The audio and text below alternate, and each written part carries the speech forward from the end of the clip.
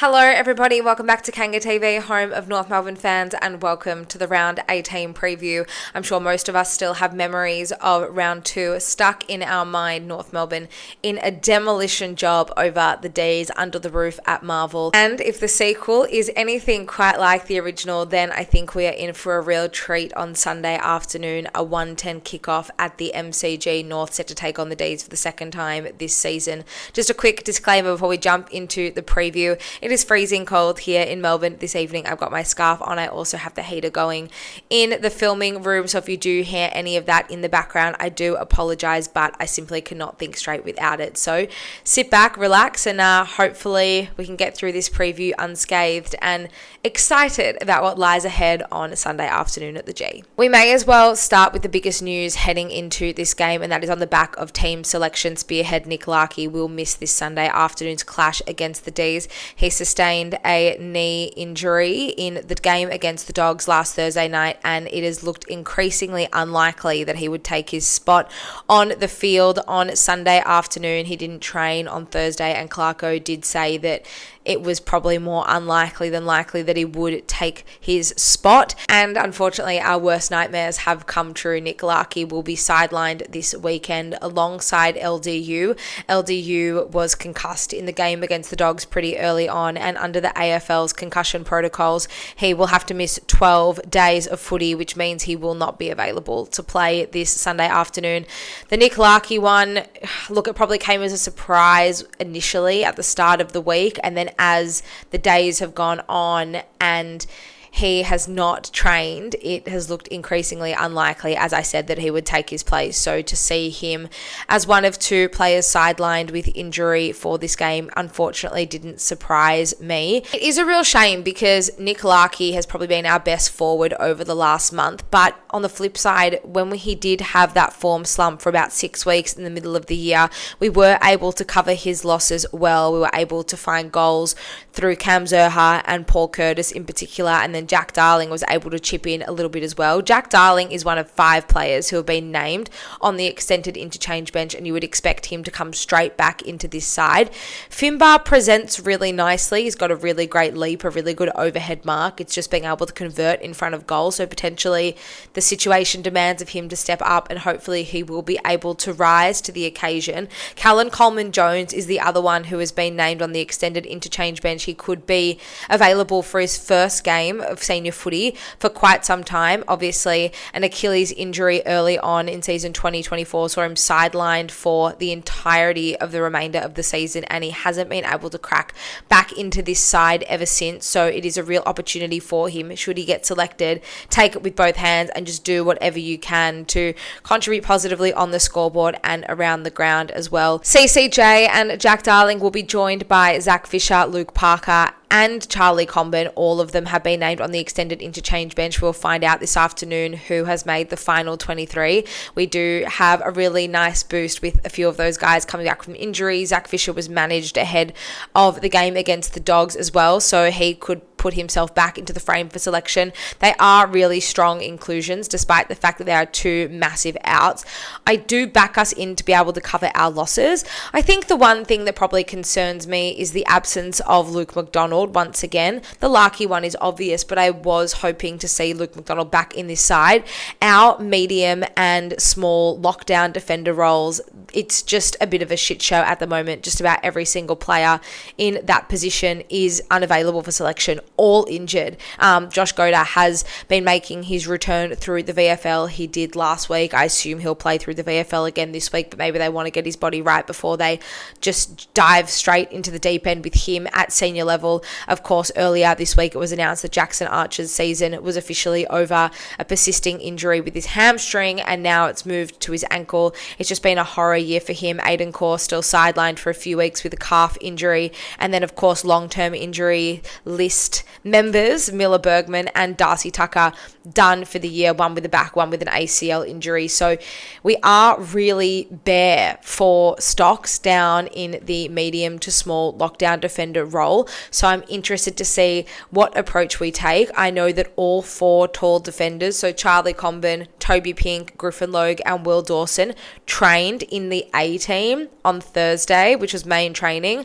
I worry that is way too tall down back. But I guess we're just going to have to wait and see what the final side looks like and where the magnets are shuffled. I also heard some rumours that Zane Dersma potentially training in that back line as well. So it's going to be a very interesting wait and see with that one.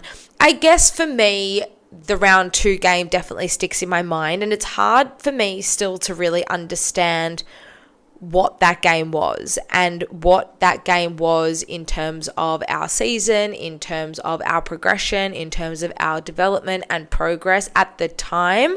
I just remember that day so clearly. I really felt like everything had changed. I really felt like this was it.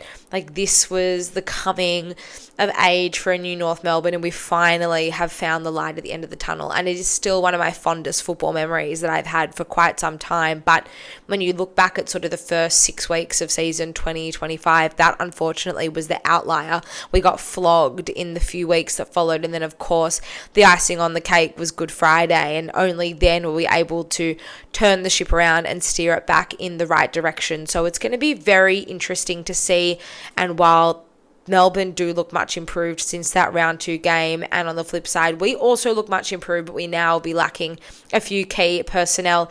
I just wonder where we are going to be at, and it's going to be like the Carlton game was a measure of how far we had come since Good Friday. This second Demons game is going to be a measure to see where we stand on the back of that round 2 victory. There is a lot at stake for North Melbourne heading into this game. So we will take on the Dees at 1 o'clock on Sunday, and then at 3:20 down the road at Marvel Stadium, St Kilda will host Sydney. If we can get a win over the Dees and then the Swans end up getting a win over the Saints, we could see ourselves as high as 14th by the end of the round. And a lot of people watching this that don't go for North Melbourne will just laugh at me and think, oh wow, big deal, 14th. But those North Melbourne people who are watching this will understand the significance of that.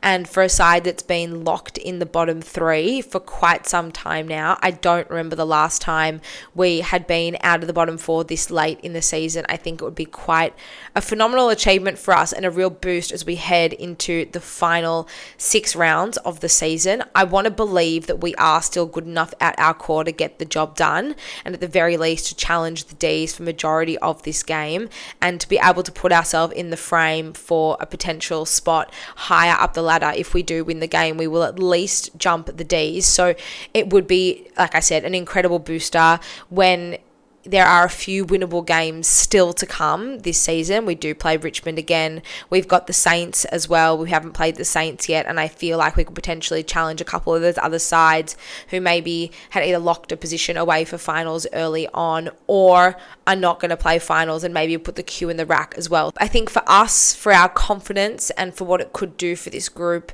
moving forward and for the remainder of the season, this is such a significant win, and this is such a significant opportunity. Unfortunately, we don't always take the opportunities when they do come our way, but I'm hoping that this is something that we really can just take and run with it. Our last encounter with the D's at the MCG, of course, last year we fell at the very, very end by 3 points, and then we were able to get the win in round 2. So our last couple of encounters against the D's have been really tight, and we've been able to really play the game on our terms for a lot of the game. Unfortunately, didn't get the result last year, but we did get it in round 2, and hopefully that is replicated again over the weekend. It feels like a very long time since we played football. I don't know how I feel about these Thursday night games and then transitioning ahead to a 10-day break, but hopefully our players are feeling really well rested. We had a lot of casualties in that Hawthorn game, and then to turn around on the Thursday night, give it absolutely all we had for 3 quarters. It just felt like we ran out of steam at the end, and the